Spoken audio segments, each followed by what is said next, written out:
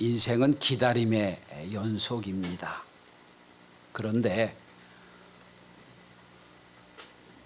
가장 가치 있고 귀한 것은 즉시 얻는 게 없습니다. 다 기다림 후에 오는 겁니다. 그리고 기다린다고 하는 것은 그냥 시간만 때우고 시간만 죽이는 게 아니라 뭔가를 준비한 자만이 귀한 것을 얻을 수가 있습니다. 우리는 지금 성탄을 기다리는 절기입니다. 이것을 교회력에선 강림절이라고 그럽니다. 지금 강림절 세 번째 주일을 보내고 있습니다. 다음 주일이 성탄절입니다. 성탄절은 달력에 정해져 있어서 오는 성탄절일 수도 있지만 성탄절을 기다리는 자에게 주시는 은혜와 복이 더 큽니다. 저는 오늘 메시아를 기다렸던 한 인물에 대한 말씀을 함께 나누고자 합니다. 그 인물이 시몬이라고 하는 사람입니다. 그저 주어진 시간을 기다린 게 아니라 기다리며 놀라운 은혜를 체험한 시몬. 저는 오늘 본문을 통하여 시몬이 어떻게 메시아를 기다렸는지, 그리고 기다린 후에 그가 받은 은혜가 무엇인지를 함께 말씀을 나누며 생각해 보고자 합니다. 유명한 심리학자이자 영성학자인 헨리 나우엔이라는 분이 계세요. 이분이 쓴 지금은 기독교 고전이 된 책 중에 영성애의 길이란 책이 있습니다. 이 책에서 누가복음을 가지고 기다림에 대한 말씀을 함께 나누고 있습니다. 이 책에서 헨리 나우엔은 신앙을 한마디로 기다림이라고 표현하고 있습니다. 그러면서 오늘 누가복음 1장과 2장에 나오는 많은 인물들의 특징을 가지고 신앙의 기다림에 있다고 얘기를 합니다. 누가복음 1장 2장에 보면 예수님의 어머니 마리아가 나오고 엘리사벳이 나오고 샤가라가 나오고 시몬이 나오고 안나가 나옵니다. 이 5명의 특징 중에 하나가 뭡니까? 기다리는 거예요. 천사가 내 뱃속에 성령이 임재하셔서 아이를 낳으리나 그 아이를 기다리는 게 마리아였고요. 샤가라가 하나님의 음성을 듣고 깨닫지 못하고 있다가 그 낳은 아들을 낳기까지 기다리는 것이 사가랴였고요. 오늘 본문의 시몬과 안나도 아기 예수를 기다리던 사람이었습니다. 저는 다음 주 성탄절 맞이하겠습니다만 그저 달력에 찍혀있는 시간에 성탄을 맞이하지 말고 오늘 본문의 오늘 저 시몬처럼 진정으로 아기 예수를 기다리고 메시아를 기다리는 그 기다림으로 더 큰 은혜를 받는 우리 성도들이 다 될 수 있기를 바랍니다. 헨리 나우엔은 그 영성의 길이에서 신앙을 기다림으로 표현하고 있는데 그는 그런 말을 합니다. 기다림이지만 똑같은 것 같이 보이지만 신앙적인 기다림과 세상의 기다림은 차원이 다르다라고 말합니다. 그러면서 신앙의 기다림을 몇 가지 정의를 내립니다. 신앙적인 기다림은 첫째는 약속을 믿고 기다린다는 겁니다. 여러분 자녀가 시험을 봤어요. 합격을 기다리지요. 근데 합격될지 안지 모르잖아요. 그건 그냥 무조건 기다리는 거예요. 무에서 무를 기다리는 거예요. 그런데 신앙의 기다림은 유에서 유를 기다립니다. 주의 약속을 믿고 그 약속을 이루어지는 걸 보고 기다리는 거예요. 그러니까 무조건 기다리는 게 아니에요. 주신다는 약속이 있습니다. 그 약속을 붙잡고 기다리는 거예요. 샤가라에게 하나님이 예언하셨습니다. 성경이 예언하셨습니다. 네가 메시아를 보기 전까지 죽지 아니하리라. 언젠지는 몰라요. 그러나 그 약속 붙잡고 기다리는 거예요. 전 여러분들이 하나님의 말씀이 약속의 씨가 되어서 그 약속을 붙잡고 기다리는 은혜가 있기를 바랍니다. 그래서 헨리 나우엔은 말합니다. 신앙의 기다림이란 마치 땅 위에 씨를 심어놓고 기다리는 것과 똑같다. 그 씨는 무조건 나게 되어 있는 약속의 씨예요. 언젠지는 몰라. 그러나 그 약속이 싹이 날 줄 기다리고 있는 거예요.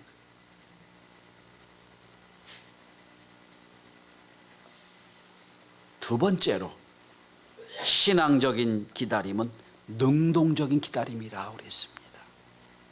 자, 이건 뭡니까? 그저 보통의 우리 인생의 기다림은 수동적이죠. 내가 할 수 있는 게 아무것도 없잖아요.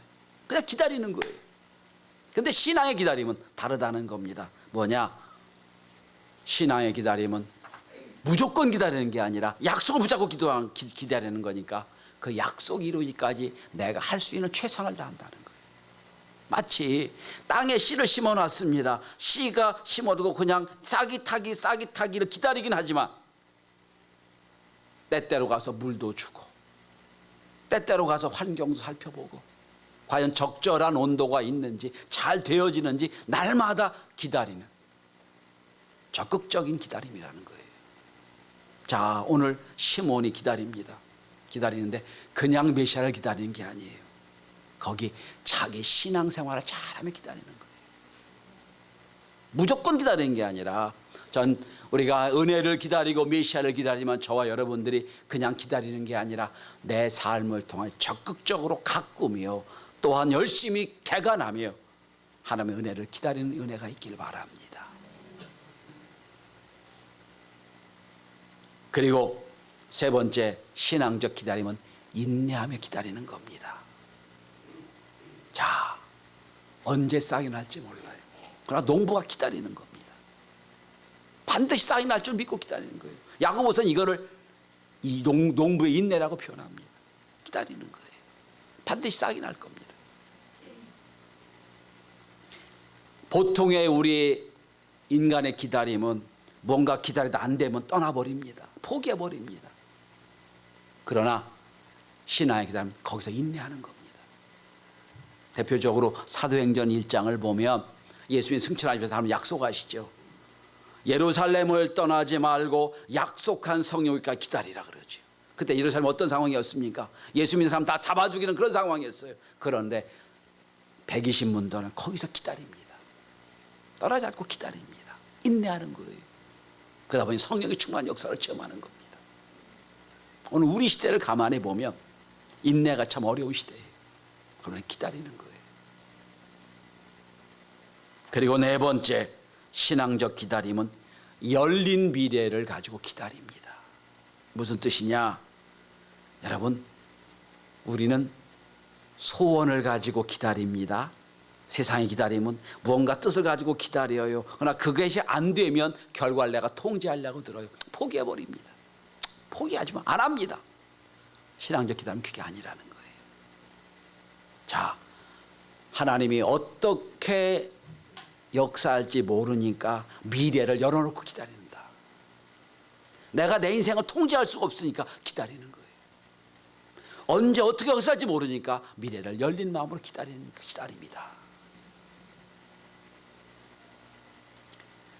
끝을 알 수 없는 채 기다리는 기다림. 그것은 우리의 미래를 통제하기를 포기하고 하나님이 우리 삶에 주관하도록 기다리고 내어드리는 기다림이다 라고 말하고 있습니다.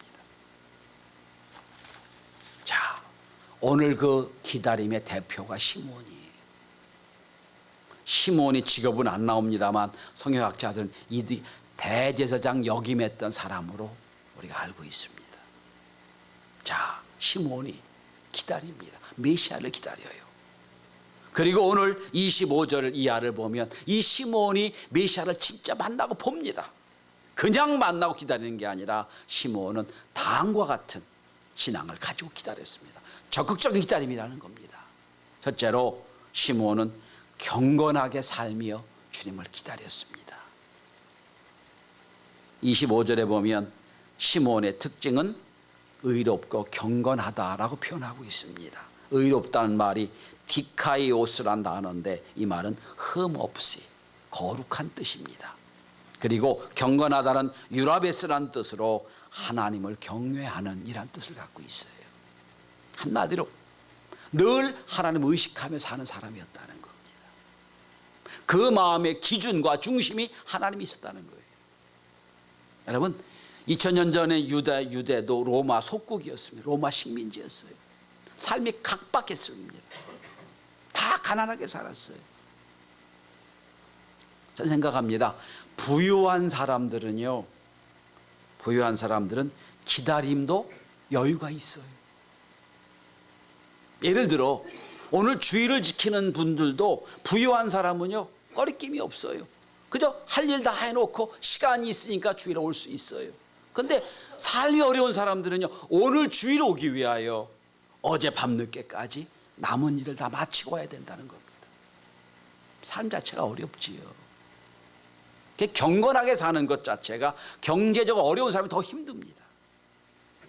그런데 2000년 전 로마 시대 그 어렵고 황량했고 어려운 그 시절에 경건하게 살았다. 그냥 우리 단어로 끝날 만한 게 아니에요.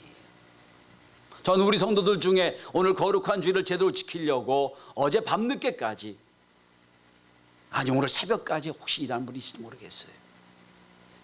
그분에게 경건이라 한마디가 우리가 쉽게 말하는 경건의 차원과 다를 겁니다. 오늘 이 시몬은 바로 그 경건하게 살았다는 거예요. 하나님을 의식하며 사는 인생, 경건하게 사는 거예요. 자, 경건하게 살 때 거기서 생명이 태어나고 거기서 살아난 역사가 나타나는 거예요. 예를 들어 보십시다. 출애굽기에 보면 바로 왕이 이스라엘 백성이 너무 강성해지니까 산파들에게 명령을 내립니다. 이스라엘 백성 중 탄생하는 남자는 다 죽여라. 히브리 산파 십브라와 부하에게 명령을 합니다. 그런데 십브라와 부하는 하나님 경외하는 사람이 또 성경 기록하고 있거든요. 죽일 수밖에 없는 상황인데 아이들을 다 살려냅니다. 산의 아이를 살려내요. 그 살려난 아이 중에 누가 있습니까? 모세가 있는 거예요. 십브라와 산파는 자기 생명을 담보로 경건하게 산 거예요. 그 경건하게 삶 속에서 생명이 나타나는 거예요. 제가 어제 한 30년 만에 오랜만에 이태원 거리를 걸어봤습니다. 이태원 감리교에서 회의가 있어서 이태원 한복판에 이태원 감리교가 있습니다. 감리교회 회의를 마치고 그 담임 목사님 요새 이태원 어떤지 한번 보시죠. 그리고 이태원 뒷골목으로 인도했어요. 그랬더니 거기는 불야성이더라고요. 발디딜 틈이 없어요. 애들이 몰려다니는데. 근데 저는 오늘 말씀이 경건한 것에 대한 말씀이 머릿속에 있으니까 생각이 이렇게 했습니다. 참 이 자리에 경건한 게 필요하구나 생각을 하고 왔어요. 제가 물었어요. 이태원에 땅값이 어떻게 돼요? 했더니 평당 6천만 원짜리 땅도 없답니다. 놀라지도 않아요, 여러분. 그런데 목사님이 그러는 거예요. 목사님 그러면 실망하지 마세요. 이렇게 막 타락하고 막 정신없는 사회에서도 주일 아침에 7시 아침 예배는 외국인 200명 모여서 경건하게 예배를 드립니다. 위로를 받았어요. 세상이 아무리 복잡하고 세상이 아무리 타락하고 해도요 거기서 경건한 사람이 있어요. 저는 우리 교회 성도들이 그런 경건한 성도가 될 수 있기를 바랍니다. 미국 시카고의 윌로우 크릭 교회 담임 목사인 빌 하이비스 목사님이 아무도 없을 때 당신은 누구인가라는 책을 썼어요.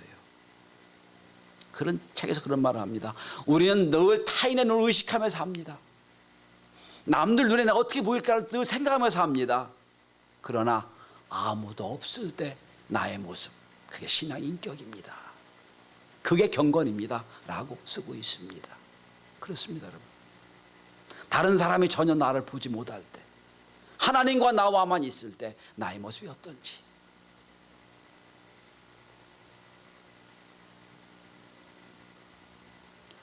그때 비로소 하나님의 음성이 들린다고 빌 하이빗은 말하고 있습니다. 야, 여러분, 경건하게 사니까 하나님의 음성이 들리잖아요. 자, 두 번째로 오늘 시므온은 오늘 본문에 보시면 주님의 위로를 기다리는 사람이었다라고 되어 있습니다. 주님의 위로를 기다립니다. 여러분, 현대인은 돈의 위로를 기다립니다. 권력의 위로를 기다립니다. 오늘 우리가 지금 뭐에 대한 지금 분노를 갖고 있습니까? 권력의 위로를 받으려고 했던 사람들의 마지막 모습을 보고 있으니까 답답한 거예요. 지금 시므온도 자기도 위로받아야 될 사람입니다. 자기도 위로받아야 될 사람인데 시므온은 한 걸음 더 나갑니다. 이스라엘의 주의 위로를 기다리는 사람입니다. 나의 위로가 아니에요. 하나님 이 민족을 위로해 주시길 바랍니다라고 기도했던 사람. 저는 오늘 우리나라가 주의 위로가 있어야 된다고 생각을 합니다. 이 오늘 우리나라가 하나님의 위로가 있어야 된다고 생각을 해요. 전 성탄절이 하나님의 위로가 있는 절기가 될 수 있기를 바랍니다. 자, 보세요. N포세대라고 하는 청년들이 갈 직장이 없잖아요. 그들이 뭐로 위로받겠어요? 저희 세대같이 70, 80 세대들 이제 다 은퇴를 합니다. 직장이 없어요. 뭐로 위로하겠어요? 여러분?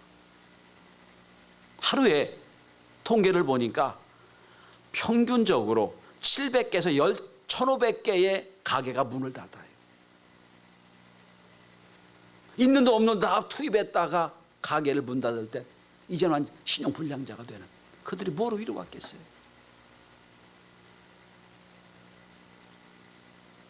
물질도 어떤 것도 위로줄 수가 없어요. 오늘 시므온은 로마 속국으로 힘들게 어렵게 사는 그 민족, 그 국가, 그 사회를 향하여 하나님께 하나님 주의 위로가 필요합니다. 어떤 위로입니까? 메시아가 오셔야 됩니다 하는 위로예요. 기다렸다는 겁니다.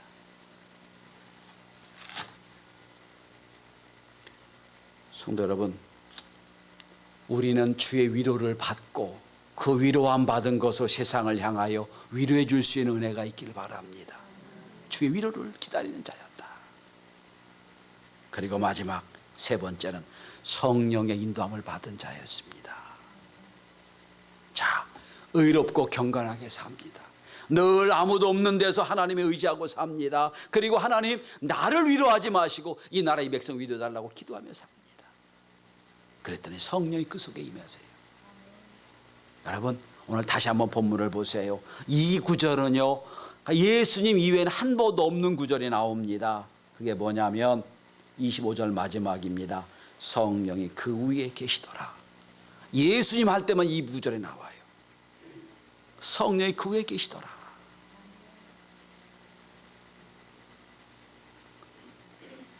제 눈엔 여러분 위에 성령이 계신 것 같습니다. 머리 위에 계시는 것 같아요. 성령이 그 위에 계시더라 그런 얘기. 경건하게 살고자 하는 자, 주의 위로를 기다리는 자에게 성령의 역사가 있어요. 그 위에 계시더니, 그랬더니 성령의 인도하심을 따라 오늘 시므온은 성전에 들어갑니다. 성령이 자꾸 성전에 들어가 말씀하세요. 성전에 들어갑니다. 그랬더니 또 예수님의 어머니 아버지가 아기 예수를 데리고 성령이 이끌려서 성전으로 옵니다. 그래서 성경이 만난 거예요. 만나면 두 종류가 있습니다. 우연히 만나는 게 있고요, 목적으로 만나는 게 있어요. 미팅 우연히 만나는 거고요, 인카운터는 목적 있는 만남이에요. 오늘 성령이 지금 서로 만나게 하셨어요.